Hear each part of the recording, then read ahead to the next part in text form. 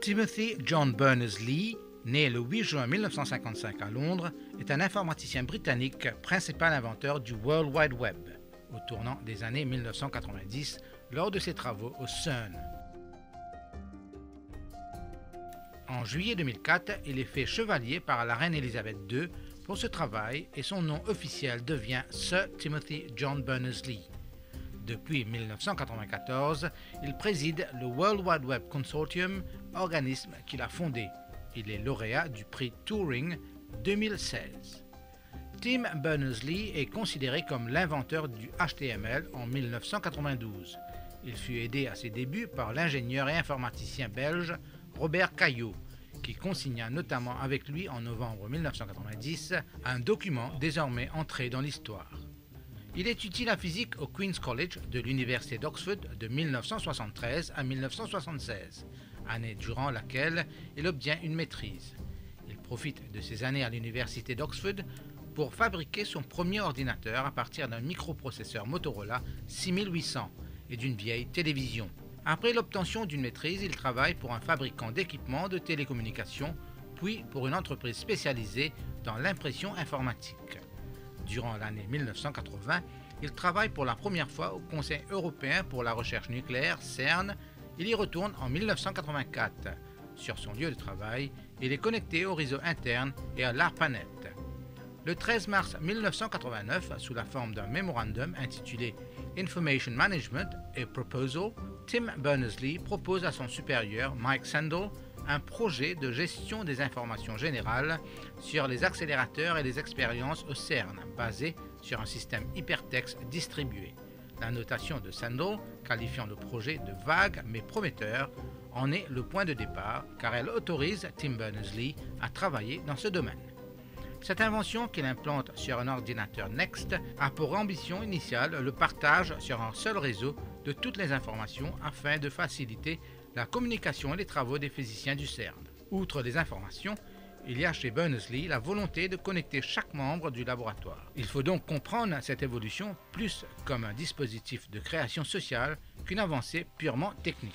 C'est en mai 1990 qu'il adopte l'expression de World Wide Web pour nommer son projet. Il est rejoint par l'ingénieur belge Robert Caillot et par quelques autres membres du CERN. Ensemble, ils améliorent la proposition de départ et la matérialisent.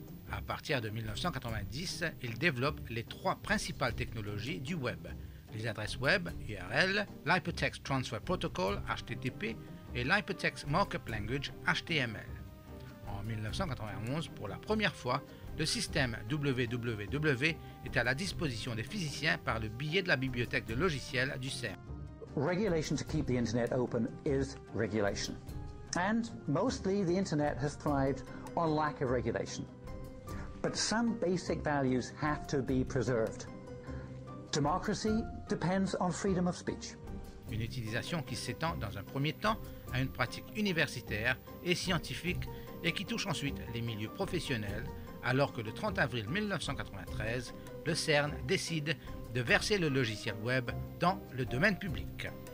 En 1994, lors de la première conférence internationale WWW, organisée au CERN par Robert Caillot, Tim Berners-Lee est désigné comme membre du Hall of Fame des fondateurs du World Wide Web.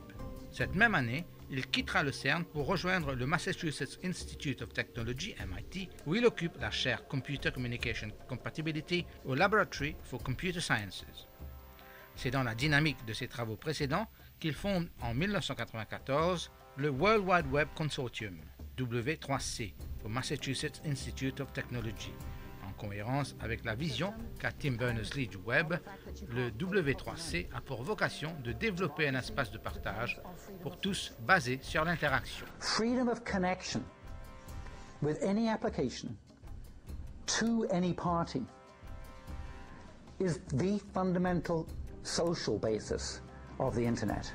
Visant une utilisation universelle du web, le W3C travaille sur les standards et une normalisation globale indépendante des différents outils utilisés par les internautes.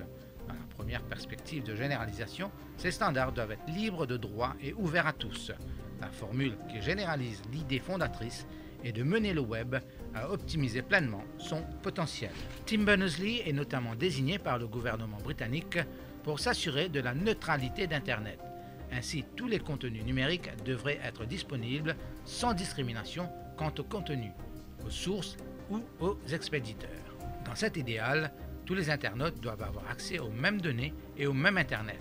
Pour Tim Berners-Lee, chaque consommateur devrait avoir accès à tous les services et chaque service devrait avoir accès à tous les consommateurs.